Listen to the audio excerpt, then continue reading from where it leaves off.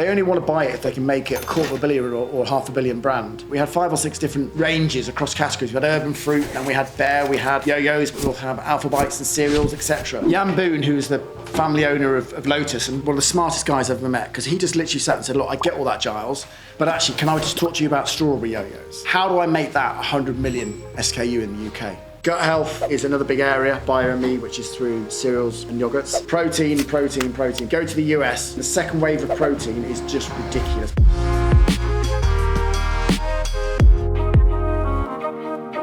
Amazing. Guys, thank you so much for coming. I'm enormously grateful. Before Giles and I get talking, I'd love to quickly let Kieran from North Star, who are our wonderful sponsors, give a little 2-minute,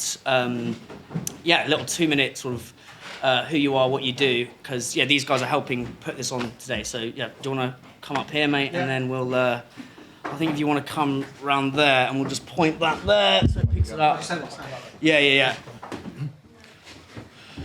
Thank you. I appreciate a few words from the sponsors, probably like an eye roll, boring, get on with it moment. But rather than share who we are, we thought just spend a moment just sharing why we are. I thought that might be a more interesting way of describing it. So the why behind North Star is born on the belief that the food and drink industry in the UK is broken, which is a little bit of a controversial statement to make, but it's born, I guess, on a reflection having worked in the industry for 25 years and looking where we're at the moment. That's a little bit of a downbeat way to start what's going to be an amazing evening. But for brands in the room and the wider Challenger brand community, we believe there's an unbelievable opportunity right now, a moment in time opportunity to be part of the solution. Why broken? I guess as a data and insight company, you could pull a whole lot of different reasons as to why, but whichever way you look at it, we think the need for change is just at a level we haven't seen, and therefore the opportunity to be part of that change is massive. So if you look at it from a health point of view, half the adults in the UK are obese, which is pretty embarrassing as a nation. More embarrassing is 1 in 3 primary school children leave primary school overweight. So as a group and as an industry, we're failing the next generation. So something has to be wrong with the industry right now if that's the case. If you look at the brands in the supermarkets, are they representative of the nation? They're not. So whichever way you cut it, if you look from an age point of view, 1 in 7 people is over 70 now in the country, and yet we all talk about Gen Zs, millennials, etc. And there are 2.5 times as many over 70s as under 5s, and yet huge focus is on children and children's brands and what we're doing. So the opportunity to make change happen is just massive right now. I guess our why is born out of how do we help make that so. Historically, I'll throw some numbers at you. 87% of branded sales in the UK, if you walk through a grocery retailer, come from just 3% of the supplier base. So if you put that another way, there are 300 companies that over time have monopolised, I guess, what we consume. And maybe once that worked, but from our side, that doesn't work anymore. As consumers and shoppers, that's not what we want. We want something different. And North Star was born to try and be different and better and help you guys make that change happen. From a data point of view, historically, the big brands, 99% of the revenue came from the really big guys, and they were therefore institutionalised not to let change happen. The big guys, and Giles, you worked there once upon a time, were obsessed over market share, and therefore challenger brands couldn't win. In fact, needed to fail, or at least not succeed.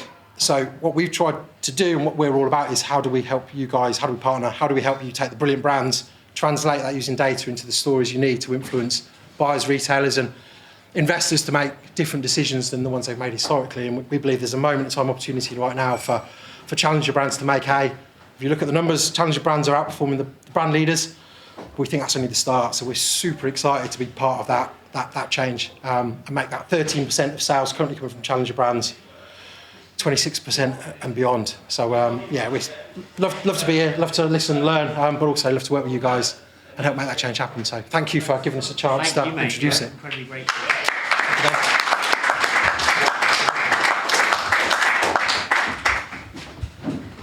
All good? All good. Amazing. So what I want to start with, mate, is something quite light for a February evening. But I've been reading a lot about sort of Napoleon at the minute, and he's basically I started reading him because he's got loads of these entrepreneurs are obsessed with him with all his sort of strategy and super interesting. And he's got a quote, and I will link this to Challenger Brands, don't you I worry. wonder where it's going. But he says, Napoleon often said that nations had their illnesses just as individuals did, and that their history would be no less interesting to describe than the maladies of the human body. Now, I really believe brands, when they start out, are like this applies to brands as well. The brand starts out as almost like the nucleus is the founder's vision, and they get bigger and bigger and bigger. And almost you could say sort of 0 to 1 million is kind of like toddler stage, 1 to 5 is kind of teenager stage.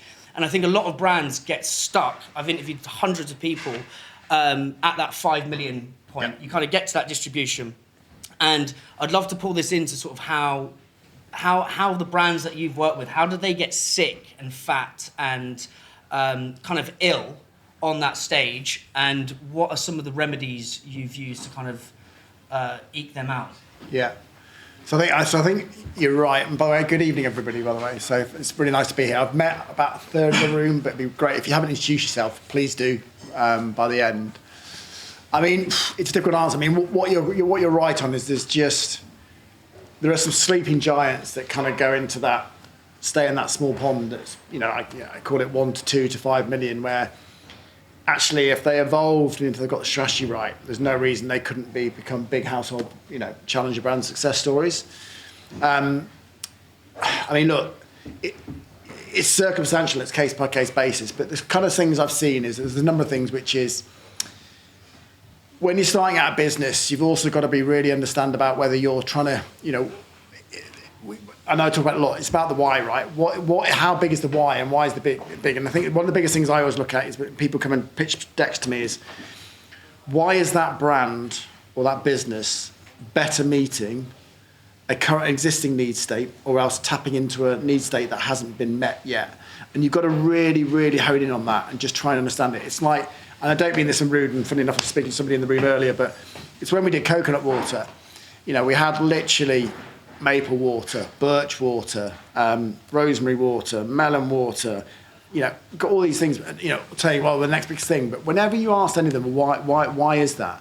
None of them could articulate it really well, and the why wasn't big enough. So I think the number one thing for me is about the brands that are really successful, it's really clear to the consumer, but not just to the consumer, just talking what Kieran was talking about a second ago, it's also really, really clear to the trade buyer. So, the guy is looking after the category in Tesco, Sainsbury's, Asda, Waitrose, wherever, they can see the consumer and the shopper why really easily as well. And I think that's the big thing for me, is being really clear on the why. I think as part of developing your business though, is one of the issues that some people have is that you've got to kind of understand, if you're creating a category, it can be quite difficult to scale it, yeah? Because you're creating something from fresh. And we did that with coconut water, but ultimately we were part of the bigger beverage set, so it's more about, when we started Vita Coco, we literally I had a triangle that's really clear, and this is how I explained to consumers, to the trade. I said, look, we're going to take in consumers from 3 different areas. We're going to want people who want the health of juice and smoothies, but don't want the sugar or calories. Obviously, coconut water is all about potassium, electrolytes, hydration things. So we're going to want people who want hydration like water in an enhanced way. But also, thirdly, there's people who want to use it for performance, and they want the benefits like you get with sports drinks, but without the artificial bits and pieces. So again, just trying to demonstrate there, it's about how you articulate it, but we also have to think about how we do it to consumers. But one of the biggest Achilles heels I see on the people in that pond of 2 to 5 million is that the category isn't big enough for them to get bigger either. And that's the other thing to think about, is when you're going into a business, when you're going into a brand, is if you're going to create a category, typically will involve spending a lot of money, because you're almost like doing all the heavy lifting yourself. But then also, you might see an idea and say, wow, this is really cool, I'm going into this category, it's really new and exciting, or else it's an existing category. But if that category is only like 15 million or 20 million or even 50 million, if you get 5, 10, 15% of that category, in the whole scheme of things, that's not a lot of revenue. So I think you need to look at things like that, and that becomes even more important when it comes to an exit, actually, because if you think about it, you could be sat there and we could all pat ourselves on the shoulder and say, all right, I've got a brand that's, turnover is 25, 30, 40 million. You have to realise that if you are typically looking for a strategic exit, so one of the big other food and drink companies to buy you, they only want to buy it if they can make it a £250 million or £500 million brand. And you've got to think in that world like. So, like for example, when Bear sold to Lotus, and my God, Lotus have done an incredible job with Bear since we handed it over, and they also took in Naked and Trek and Kid Delicious as well, so they created this really nice platform. But it was really interesting on that because, you know, we had 5 or 6 different categories, and apologies if some of you heard this before, but we had 5 or 6 different, ranges across categories. We had urban fruit, then we had Bear, and within Bear we had yo-yos, but we also have alpha bites and cereals, etc. Jan Boone, who's the family owner of Lotus, and Lotus do the little caramelised biscuits, if you've seen them, and then like you might have had literally like the Death in a Jar, which is like speculoos, which is so good, but my God, do not read the back of the label, but it tastes amazing. Jan was, you know, for me, one of the smartest guys I've ever met, because he just literally sat and said, look, I get all that, Giles. Right, been through the deck and everything. Let's talk Bear, and let's talk yo-yos.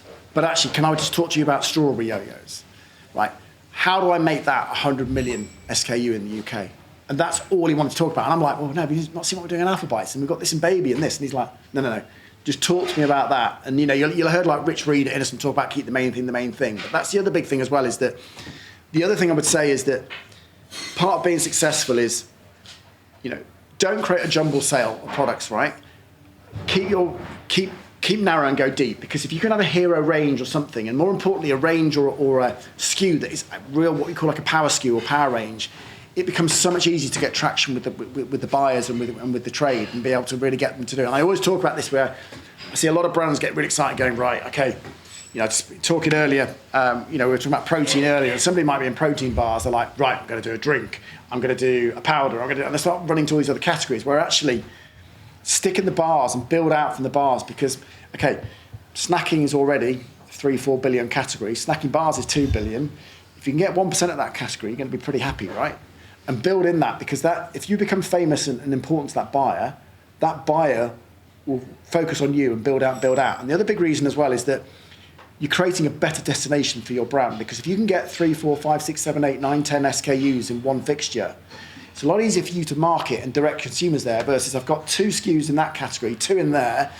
You start having to spend a lot of money trying to educate the consumer. So I think there's loads of things. I mean, I can talk about, you know, some people stay in that pond because they underfund. But I think one of the biggest Achilles heel I see overall on why people stay in the small pond is that there's a little bit of defiance and belligerence sometimes I see, which is, and again, I think, you know, we've all heard the kind of cliched quote around definition of insanity, but that whole thing where people just keep thinking they're going to do the same thing and it's going to get a different result. I think you've got to create moments for the brand. You've got to do things differently. And, you know, within my portfolio, you know, there's a couple of recent examples I'll give on that. I mean, you may be aware of Surreal, the cereal brand. Oh my God, those guys are a breath of fresh air and consumer marketing. Every single agency's going, you need to be more surreal and stuff like that. They're creating a lovely tone of voice. People are just finding it. And, you know, they're also using channels which everybody else used to kind of polish and promote their own CVs, such as LinkedIn. First year of Surreal, 35% of their revenue came from LinkedIn. They use it as a sales channel, and people didn't realise that, right? And because guess what? Look using LinkedIn. Look at the Surreal product profile. There's a match here. And then another brand for me, which has been incredible, is that, you know, you look at Pip and Nut, right? Pip and Nut's been around. You know, in fact, we just had our 10-year anniversary. We had a party 10 days ago about it. I don't think after 10 years there's a stronger time than where that brand is at now today, because it's become number 2 in nut butters. It's chasing down Whole Earth and should be able to take over Whole Earth. But also we've got into snacking as well with the oat bars. If you've not had one of the peanut butter infused oat bars, have one with a cup of tea or coffee. You won't go back, honestly. Unbelievable. Within 1 year, snacking is already 25% of that Pip and Nut business, with a business of 10 years old. But the reason why I'm using that as an example is that Pip and actually Jack, who runs the marketing there, are absolutely obsessed about, okay, we need to get standout. The market's really cluttered. What is, you know, they spent hours and hours and hours trying to crack what makes us different. And I don't know if you saw in January their obsession campaign. You know, it's kind of like, you know, if you know, you know, and stuff like that. And it's all about the obsession of peanut butter.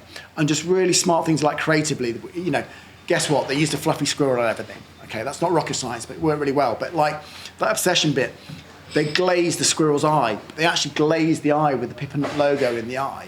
And it just created this moment for the brand that all suddenly, boom, everybody's just talking about it. And this is what I mean about part of getting out of the pond is creating these moments, creating these different things that shift the dial, It's the people who keep doing the same things, but I've run that promotion, or I've done loads of this social, I've done these influencer seeding, I'm still not getting there.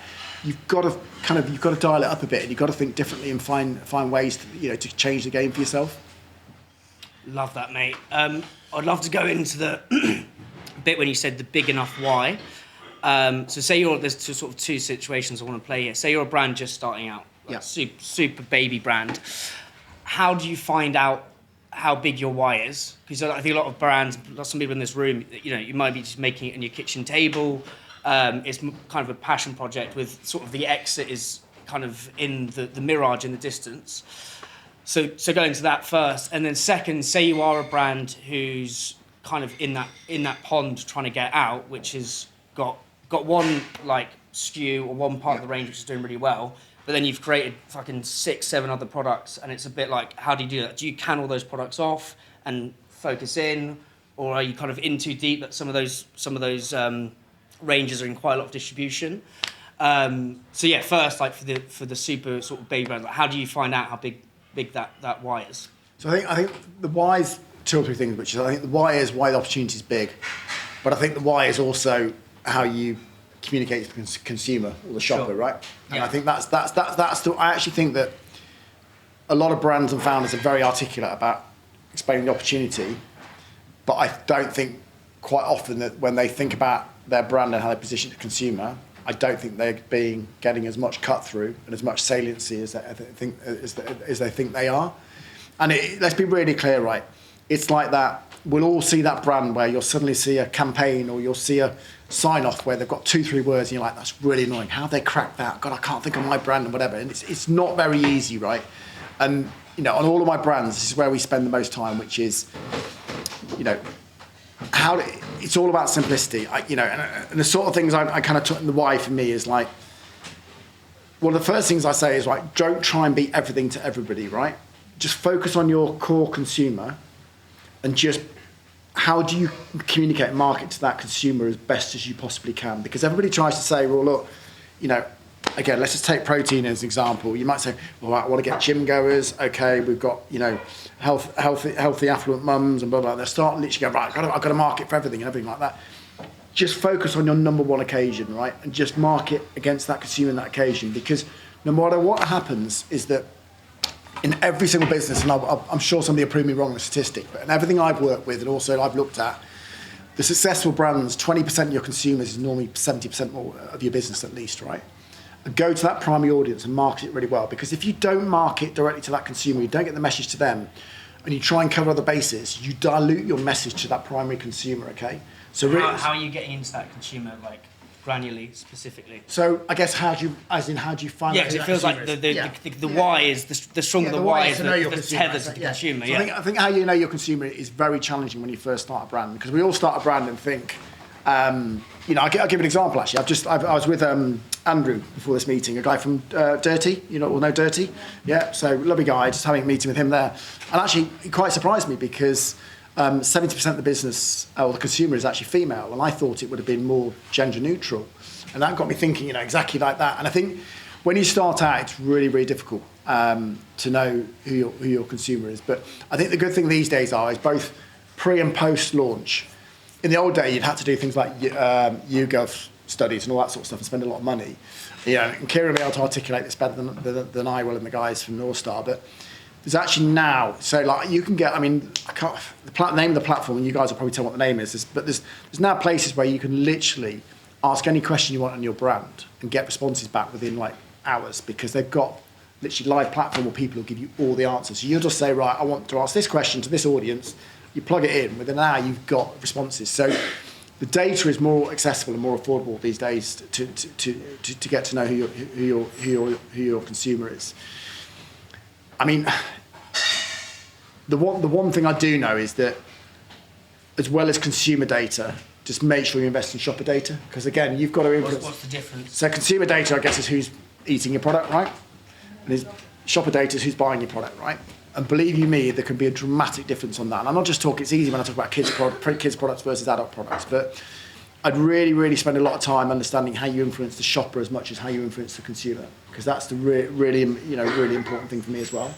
Oi oi, I am delighted to announce that the most banging kebab on planet Earth has just joined Uber Eats. Bababoom, it's banging, it's literally vavavoom for your taste buds.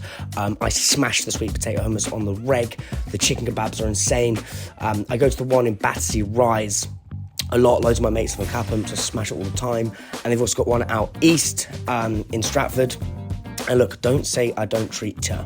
If you use the code BOOMDAN40, you're going to get 40% off when you spend 20 quid or more. So yeah, please do that if you want some banging kebabs. And if you're a restaurant who's looking for an amazing delivery partner, then hit me up.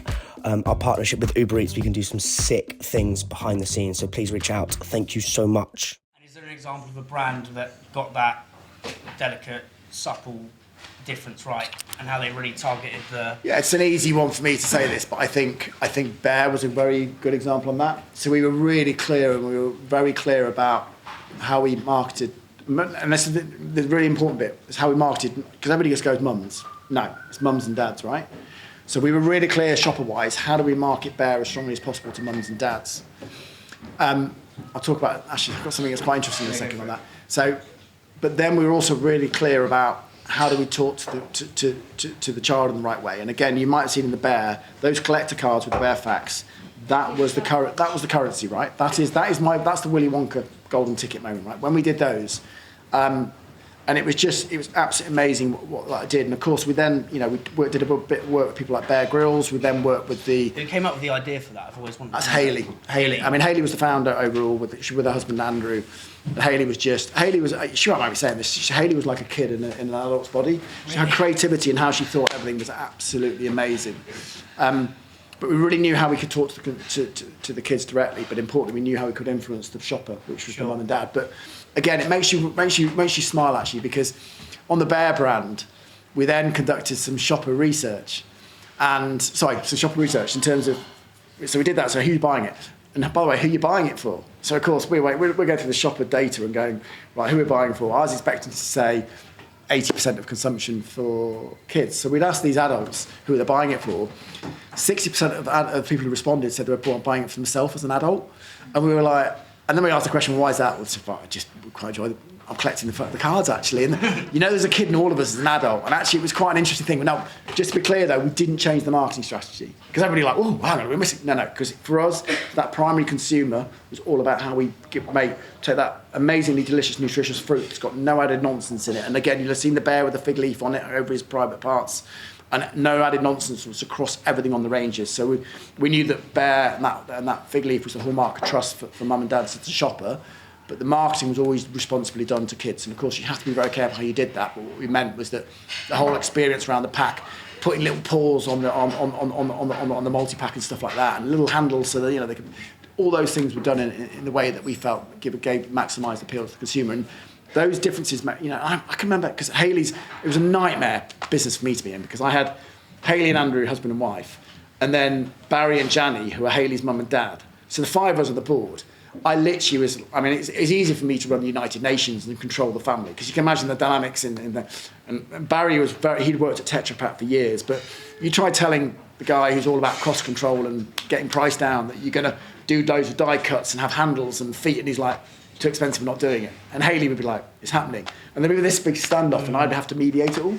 Let's talk about that clash, because we've talked about that, and one thing you sent me, mate, was like you've worked with so many people who've kind of gone for the sort of the next generation of brands. So when I spoke to Adam at Innocent, he was like yourself, Emma Hill, Barney. There's a whole sort of smorgasbord of amazing people who've gone on to build the next wave of brands. That's obviously happened with some of your guys. I think Ben Veer at Living Things with you, Dom Dalton, Laura, and it's almost like how do you get these amazing people, these amazing ideas, who are going to go on and do their thing, Ishan at Oatley and Jim Parner. And I think you said to me, it's like you've got these amazing people with these ideas, a bit like the cards, but that, and I've seen this happen firsthand, clashes with the board. So how do you mitigate that as a leader, I suppose, between and also because if a board comes in and is like, yo, we're not doing that, then it sort of drains the oomph out of the team. And I think it's a real hard thing to swim between. Probably the majority is not right, but a big part of why I do what I do is you do want to see other people come through a business and take it on. I love nothing better than, if I think about Bear and Vita Coco, and, Dan's has given some examples there, but you've also got like Anisha, who worked for me at Bear. She went to do Scrumbles, the pet food brand, if you know that. Jeremy, lovely guy, did nice, in the wine in the can. Kit and Jack, who worked with Vita Coco, they're surreal. That for me is more satisfying than everything.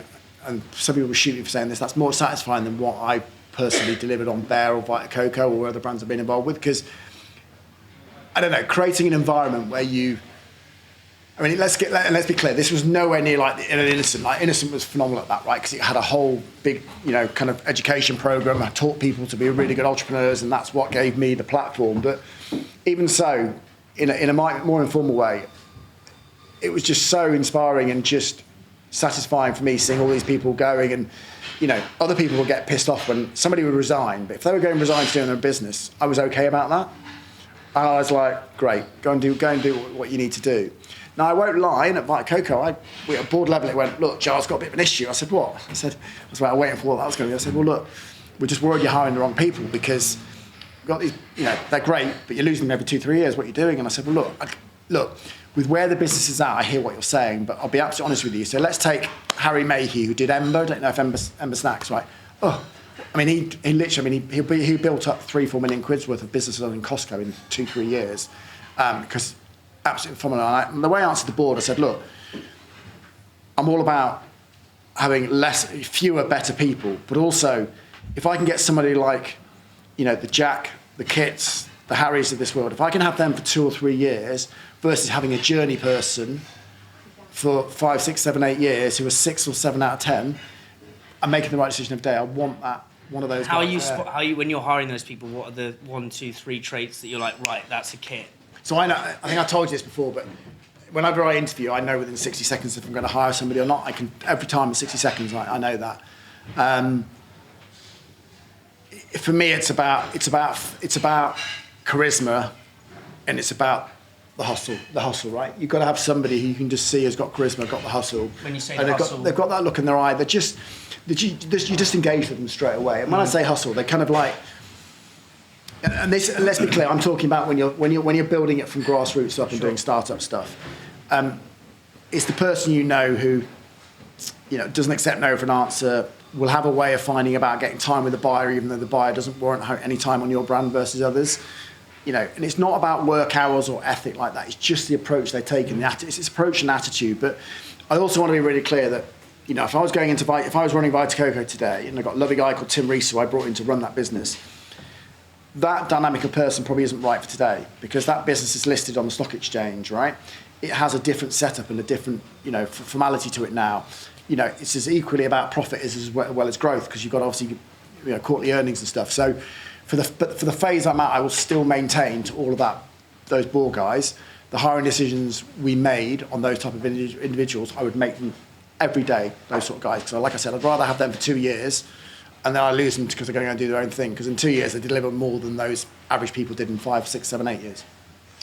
And in terms of that conflict between, because I know you said those people being sort of rambunctious go-getters, you said that caused tension with the board. How did that rub up? Because the tension of the board was more the fact that we're leaving and disappearing. That was the tension. Not necessarily the characters. The characters weren't as much of an issue. But I think it's also there's a slight dynamic in the US where you've actually got a lot of entrepreneurial people in the US, but they have a greater longevity because being in a business in the Vita Coco in the US, they're more likely to start that because in the US I'd say it's more difficult in the US to set up your own business because it's just such a big difficult market to challenge and take on. Let's talk about competition and we'll begin to open this up. But I think on our last podcast it was great getting into the sort of the trenches of your kind of the Vita Coco warfare versus Innocent and the other brands escape me. But I think what you're saying to me about brands to actually embrace competition, almost kind of see, I think Seth Godin says your competition are your colleagues. Like if you get to that situation where you're like, right, come to us for this, go to them for that. And I think a lot of people, founders are sort of type A, as they are those go-getters. Yeah. And how's your sort of, how should people view their competition? So, I mean, look, it depends on you as an individual, right? But I've also had a view that I welcome competition. But, let's talk about the coconut wars, right? Any trade show, I'd be walking around Food and Drink Expo, and I'm not going to say any brand names, but I could walk up to some coconut water stands and literally be 6 people like a barrier, like not letting me anywhere near it. And I'm just going over to say hello. And I can see founders like this, like white knuckles and all stuff like that. I'm like, really? I think there's plenty of room for everybody, right? But more importantly, particularly when you look at certain categories, particularly new and emerging categories, the power of several strong brands is always going to help release or realise the category potential.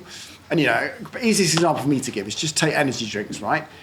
Energy drinks as a category would not be the same scale as it is today unless you'd had the Red Bull versus the Monster versus the Rockstar, etc., etc. And also just brands like Boost, believe it or not, brands like Boost, which obviously come from more bottom end cash and carry, they are massive, massive brands today, right? So I think if everybody's coming in and spending money to help drive category awareness and whatever, all you should be focused on about is actually everybody's helping grow this category potential. Stop getting paranoid about everybody else. How do I just need to focus on how I make my brand the brand of choice. So I've always tried to embrace competition, but also be respectful of it. And I think, we talked about the coconut wars earlier. It was utterly brutal when Innocent, which obviously at that time was with the Coke acquisition, and then also you had like Naked, which was PepsiCo as well. It was utterly brutal when they came out, and because those big corporates are like, they go about it seriously, right?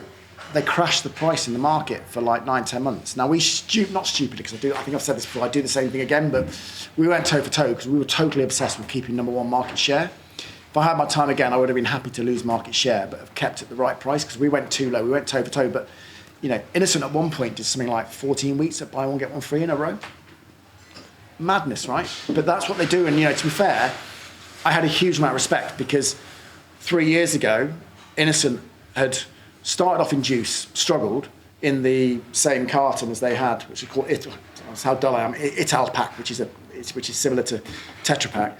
And then basically it wasn't working. Everybody's like shut it down. John Wright, the founder, one of the founders was like, no, we're going to make this work. Coke deal came in. They took the Minute Maid proprietary carafe and then relaunched the juice into that. So you can see this amazing juice and stuff. They literally trounced Tropicana and became within two, if not 3 years, Europe's number one juice brand, not just smoothie brand.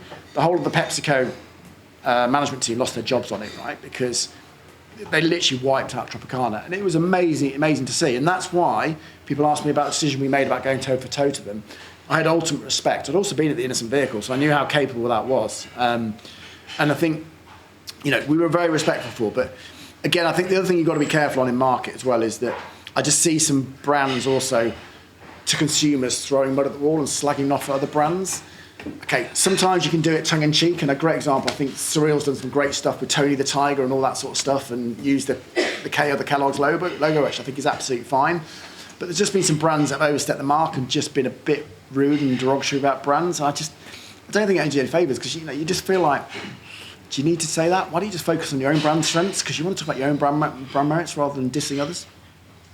Amazing. How to get your challenger brand into more supermarkets and increase your current distribution in half the time. Range reviews are happening right now, right this millisecond. Sainsbury's, Waitrose, Tesco, Ocado, Co-op, all looking for new banging challenger brands. Don't miss this range review and have to wait another 6 months. It's long. Don't lose precious shelf space to your competitors. Don't let your buyer pick another brand just because you didn't have a Grand Slam deck. North Star Category Management help you create banging supermarket pitch decks, so good that buyers find it impossible to say no to. Challenger brands like Perfect 10, Trip, Bold Bean Co, Dash, all love North Star. Look, I am so confident in North Star transforming your brand. We've got an exclusive Hungry offer. Your first month for free. Yes, free. Plus, we're going to give you a free 30-minute consultancy session to see how your brand is currently performing in category. Click the link in the show notes to book your consultancy session and thank me later. Mate, I think we should open this up. So if anyone's got questions, this will run round and we'll be able to pick it up in the audio at the end. Sweet. Yeah, go for it, mate. Thank you. Hi, Giles. I always hear people talking about finding your tribe of 1,000 people and, you know, going inch wide, mile deep. What would you say the most powerful thing to build a brand is by doing it for your tribe of 1,000 without preventing you from being able to go mass market? So I think I get your question. Let me answer that and tell me if I've answered it right for you.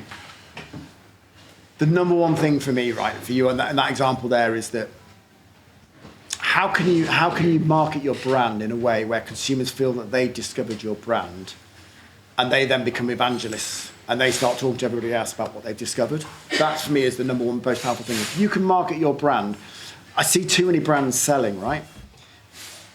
Invite consumers into your world, let them ask the questions, let them see what they're comfortable with. Let them feel like they've discovered the brand, and I think that will make a big difference. And you know, also create like moments for yourself. And I'll give you an example on this. So I'm really excited because I've got a brand called Neat. It's Neat Clean, which is obviously it's got the refills. It's got really nice proprietary bottles and stuff. This is all about taking the plastic out of household and wider aisles and stuff. And Neat's a beautiful brand.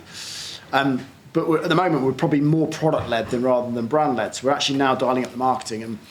We've now really excited because we think we've got the marketing positioning right, that we can really now resonate with the consumer. But when I talk about softer things, which are really important, right? The number one test for me on that is about success for me on Neat is the fact that most people put their household cleaning items away in the cupboard and shut them away. I want people to be so proud they're using Neat, whether it's for planet or whether it's because of the proprietary design, they're purposefully leaving them out on the side and everything. So when everybody comes around, oh, what's that? What's going on? Oh, well, let me show you this. I thought this is Neat, you know. And that's why you want evangelists or people who literally, you know, kind of talk about your brand. And I think that's the real thing about if you, and I think Surreal have done a great job on that. Everybody's talking about Surreal. It's not the brand doing the talking quite often, right? And I think that's the number one thing. Build your tribe. If you can get your tribe being your own ambassadors, and actually, off their own back, talking about your brand, that is a long way to go in terms of getting a fast start and getting your brand off the ground. Does that answer what you asked or not? Yeah.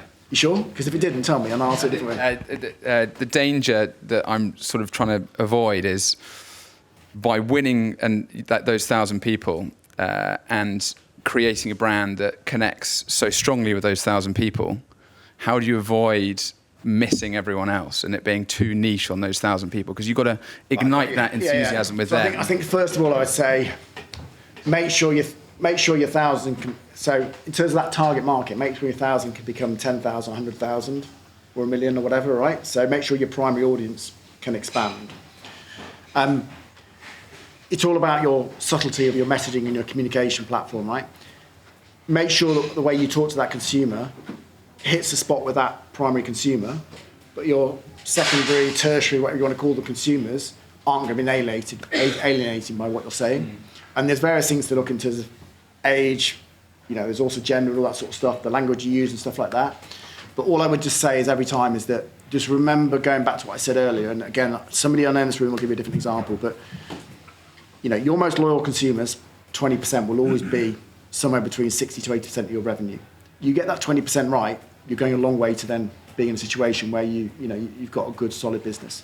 It's about then how you make those light and medium loyal people, how do you get them to be into that kind of heavy users bit and get that, growing that 20%, because that's where the value is. Amazing. Any other questions? Yeah, go ahead, mate. Thank you. I've got two, if I'm really quick. Is that all right? Yeah, go for it. Yeah. First one, what advice have you got for brands who want to grow quickly but do production in-house? That's the first question. Oof. So Are you producing in-house because it gives you competitive advantage, yes, or it's better price, or it gives you better cost per chain? They want to do it. So I think, I mean, look, I mean, if you want to grow quickly on that, I think what you need to do is that if the business work is doing well, you just need to make sure you've got good access to capital, right? And to do that. But also, just bear in mind, you can drop back and say, well, look, I've got my own site, right? And you might say, look, that can get me to by year 2, that's a capacity or whatever. But you can also do hybrid, where you've got your own, and for a certain amount of time you use other co-packers and stuff. And if you've got something that's got a intellectual property or got a USP, you can basically go and you can try and get exclusivity on the lines there and stuff. And that, Vita Coco is a great example where, so we owned all of our supply chain, but we didn't own any factory. So what we did was we saw what was going on with coconut water, and we went around Asia. We started from Brazil and all around Asia, and we said, right, we're only going to work with reputable people who can basically obviously harvest the coconuts, cut them open, and extract the water from us. But what we did was we actually paid for they needed some machinery to basically get to do the coconut water. So we paid for some machinery. The factories then paid us that back over a period of time. But we had exclusivity on all of those sites. So when coconut water went absolutely ridiculous in like 2009 through to 2013, we controlled 80% of global coconut water supply. But actually the capex was quite light because we'd only invested in bit sites. But importantly, it was almost like we had our own site because nobody else could use them. Yeah. What milestones did you hit that gave you the confidence to go out and spend capex? Because I don't really know what a green light looks like right now. Yeah. I think right now, so again, I'm having a conversation with one of my brands at this at the moment. So I'm going to put my hand up and say, like, so I love doing business. Supply chain and ops, you'll probably start seeing me glaze over a bit. So I'll give you some answers on this, but this is not my sweet spot, right? Just doing this in one of my businesses at the moment. What's really clear for me is we currently outsource manufacturing, but we're going to bring it in-house. It's all about the business case, and for me, I can see our current run rate and what volume we're at. So we outsource at the moment. We're going to bring it in-house. I can already see that the capex is actually quite light what we need, and I'll get payback within, the worst case is 2 years, but I think we'll pay back in 12 months. Is that based on sales or gross margin? That's based on margin. Yeah. Be really careful on. Yeah. You basically, it's that capex is about how quickly it pays back, and just try and find an asset light ways of doing it. But also, the classic being there, as an example, we're using a leased site. We're buying the equipment, putting it in there, but then we can quickly pull that machinery out, put it somewhere else, and keep moving it around if we need to. Because if they put the price up and it doesn't work for us anymore, so there's loads. So you just need to do kind of like a whole risk analysis and permutations around. Okay, if this happens. If I don't hit forecast, if I overhit forecast, what happens? And understand where you're going to move from there. But yeah, when you first start off, just be careful, because if you put a lot of money down and the volumes tend to not come through. You've seen quite a few casualties in the market where they've had some great brands, but they've gone under because they've been weighed down by very heavy working capital requirements. Amazing. Anyone else? Got it down the back, mate. Shit, is that all about aunties? Yes. Hey, thanks so much. I've got a bit of a sniffle, so you have to forgive me. So You need some more paneer, that's what you need. Exactly. You knew what I was about to ask. So we are. You talk a bit about sort of like the ceiling of the category, in terms of like growth. And I guess we make paneer, we make premium paneer. It's differentiated from what is traditionally a commodity product. Yeah. So when we talk to retailers, they love to talk about like how we're going to expand the dairy category with sort of innovation, and that's great. But I think we don't see ourselves as like a direct competitor to commodity paneer. We're creating something different and something new, a vegetarian protein alternative, basically. So we're talking about creating this new category. Yeah. So I guess my question is, when we talk about the growth or the size of the market, when we're talking about this new category, what is a sensible way to approach I guess, what's the right word? The potential for that category. Yeah, I think it's actually really. Do you know, I had a dig around your website yesterday because Dan showed me the list, and I was like, oh, I went because I've seen the brand. Okay, so I think it's really easy for you to do that, because I think if you look at the need state of where you. So I think also you've got an addressable audience. So there's lots of people in this country who know exactly what your product is and stuff like that. And again, there's a lot of demand there that you can ignite. And we had the same with coconut water. A lot of people who either on holiday or lived in tropical places, bringing coconut water to them was very easy. So we talked about the addressable audience in that way. I think the other key thing is to look at the need state and actually, yes, you'll always want to talk about how incremental you are because, Kieran will tell you all about this. It's all about the buyers want to know that they're going to introduce you in. You're not cannibalising everything else. What do you mean when you say need state? Sorry, so need states, talking jargon, aren't I? So what need states are, like for example, you'll know for your specific product how much goes into it could be actually main meal with a wrap or else used as a dip, all that sort of stuff. So what your need states is that. And I think what you'll be able to demonstrate is actually your addressable audience, again, is massive because by the time you look about saying, and again, bad example here, but, you'll be looking everything from kind of like guacamole through to, what's happened with hummus to what's happened with halloumi and all those other bits and pieces because, look at things like halloumi, like 10 years ago, pretty small. It's now a massive category in the UK, right? So you'll be able to use reference points about how you're going to build that market up. Again, chickpea-based stuff, all that sort of stuff. And you know this better than I do. I look at a brand like Holy Moly, right, it's quite small early on. Oh, is it? Okay. So brilliant. A brand like that, they've done an incredible job about really blowing up a big category that people said, well, how big can you make that category?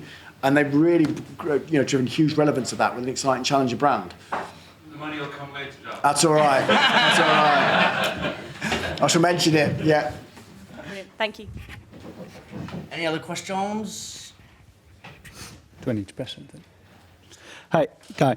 I just wondered, how did you get into the food and drink industry and how did you get to where you are now? Yeah, so I say today I'm more of a consumer goods generalist rather than food and drink, but I think my passion's always been food and drink. So if you look at my investments, it's about 6% food and drink. I actually think you can apply the same principles from food and drink across all consumer goods categories.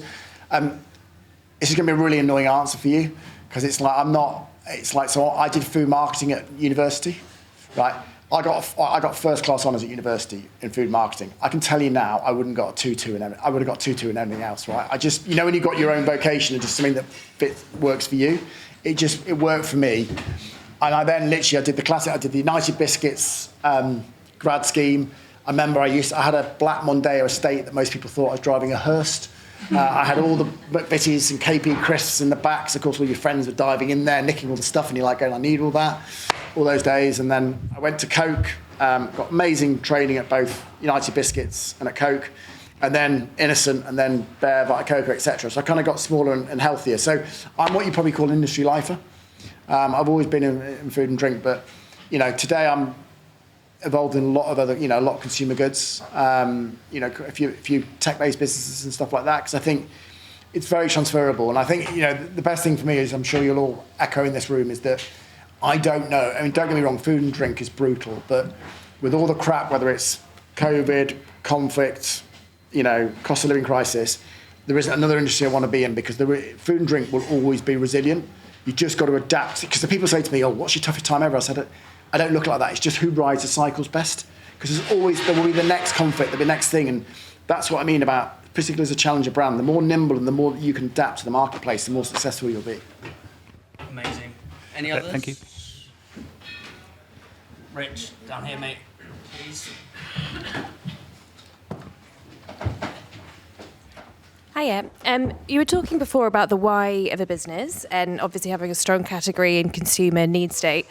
What about sort of sustainability and ethics for a why? Like, is that still essential? Is that enough to lead a category? Is it just a nice to have? Is the future still in that? Like, how do we build that in as well? You're spot on, right? I think right now, for going forward, that is going to be non-negotiable because consumers, there's various global trends and consumer trends happening. What will happen is that, the vast majority of consumers, and particularly consumers who've got more discretionary spend ability, will always feel that the product or service they're buying, they're contributing to greater good by doing that. And I think that whole cause-based, whatever your environmental or social, ethical, moral, whatever you want to call it, that will be a prerequisite. And I think the bigger issue is brands that aren't doing that. I think will start to drop back. And I think it's not just environmental stuff. It's like, you've already seen it on the sugar stuff. And I know it's easy for me to pick this example. Just wait till you see what's about to unfold on ultra-processed foods, and what's going to kick out on the back of that, because that is going to be absolutely brutal. And, you know, you and I both worked in soft drinks, right? There are going to be some massive casualties in soft drinks unless people pivot away from things like aspartame and stuff like that. It's going to be brutal. So I think consumers will really become much more aware of this stuff, because today the media just blows everything up, right? But yeah, I think going back to your question, absolutely, you know, it's sustainable. You know, 80% of my portfolio are B Corp certified. And not a prerequisite, it might be going to every investment, but every brand has to have a really strong ethical and thing. And probably, you know, the flagship for me on that is Pippin Nut. Pippin Nut does an amazing job between balancing brand, commerciality, that kind of profit with purpose. She's been amazing with that. You know. My biggest advice is just make sure you're a purpose-driven business, basically. We had a question sent in, actually, and I know we've talked about it a lot, about true gross margin being, you need it at like 40%, 35% is your sort of gold. Yeah.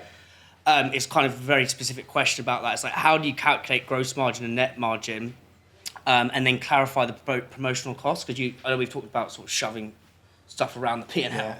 And then if you've got a launch coming up, how do you go about approaching sort of a marketing trade budget to drive awareness for that launch? Yeah.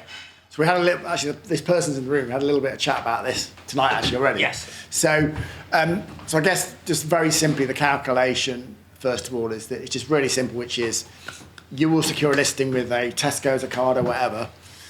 Let's just say it's £10 a case, right? You'll put a load of promotions in that you'll work out based on trigger rates, and when you estimate how much volume, let's say £2 of your £10 is going to go back in promotions, so therefore you say 20% of your revenue is going back on promotional costs.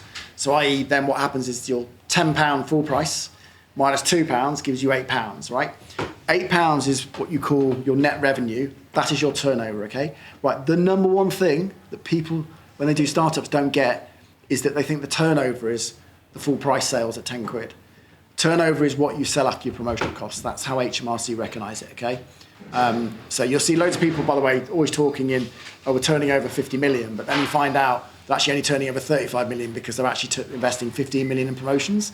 So again, some people do that for kind of a little bit of hype and PR. And then typically, again, there's not thing, but in drinks, in food and drink generally, if you're dealing with the supermarkets, most people will have between 7 to 14% of revenue going back on promotional spend only. And then medium long term, they'll have 3 to 6% going back on other trade investment. What I mean by that is like investing in things like shelf markers or in gondola ends. But just to give you an idea, though, is that don't be alarmed in the first couple of years if your other trade investment is 5, 10, 15, 20%, because the cash, you might have to pay £3,000 for a barker, right? And if you're only generating £15,000 worth of sales, there's 20% gone there, right? So just bear in mind those things cost. But coming back to what I said to the person who was in the room earlier is that my other advice is that obviously below gross margin, which is obviously what you make after your promotion, your trade investment and your cost of goods, you normally have a consumer marketing pot.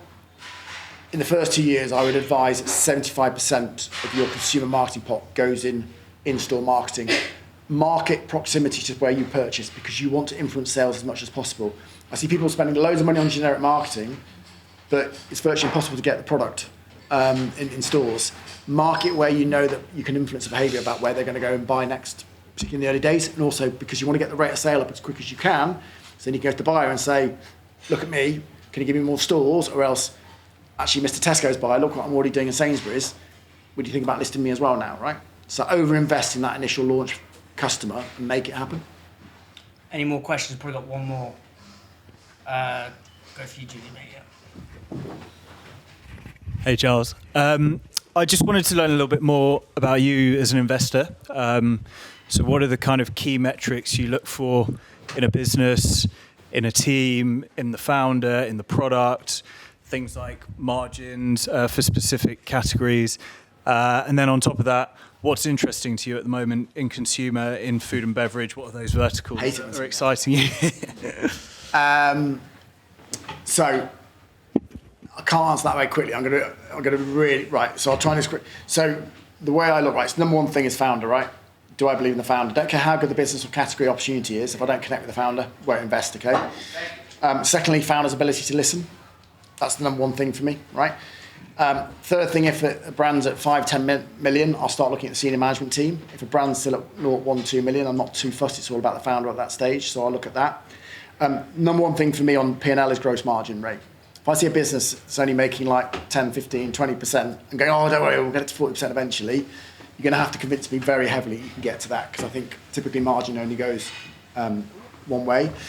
Size of the category or ability to scale the category to its potential is another big one. Strategically, what you're building, how likely is that going to be attractive to an acquirer? Because there's some great bright business ideas, but that doesn't always marry with who people are looking to buy in the marketplace.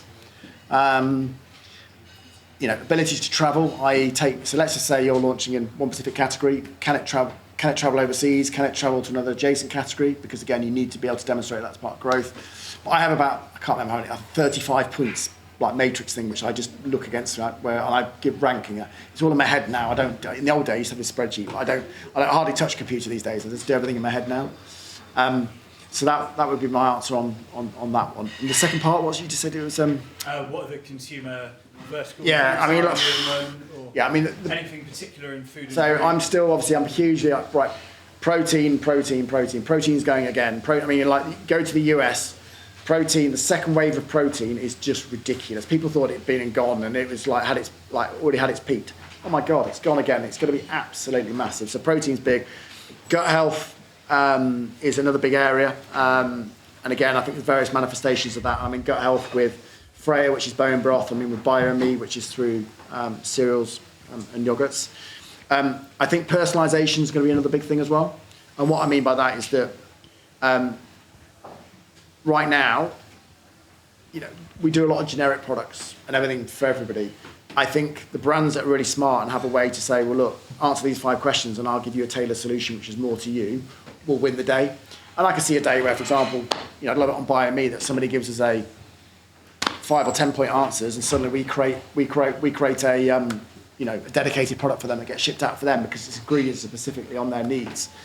And then I think the other one, which is a really interesting one, I was talking to Andrew Dirty about this earlier, is that I think simplification is the other thing as well. And what I mean by that is that...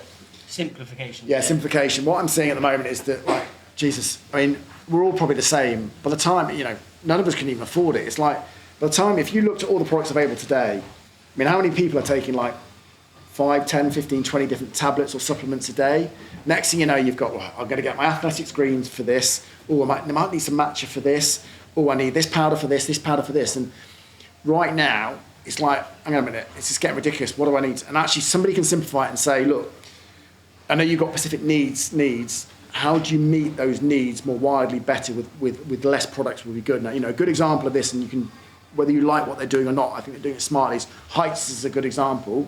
It's a good example where they're trying to simplify it to consumer and say, look, this is all you need. And then in my world, actually, of household cleaning, another brand that's done that very well is Purdy and Fig. It's Purdy and Fig, one-stop solution, yeah? It does everything, yeah? Really smart, right? And that business has gone, that's a 40 million turnover business, and they've done a great job on that. So I think that simplification of businesses in a increasingly complicated world is big. But there'll be loads of other stuff like nootropics and all these other bits and stuff like that. And I was due to go to Expo West, which is the main US trade show for those who don't know, beginning of March. It's the best trade show to go by far, by the way. But I'm not going to go there. But I normally look for trends over. I'm not going this year for different reasons, but that's the best place to see what the trends are. But don't always assume that what's happening in the US will definitely come across. Most stuff does, but not always. Mate, let's wrap that up. It's been an absolute pleasure. Thank you so much. And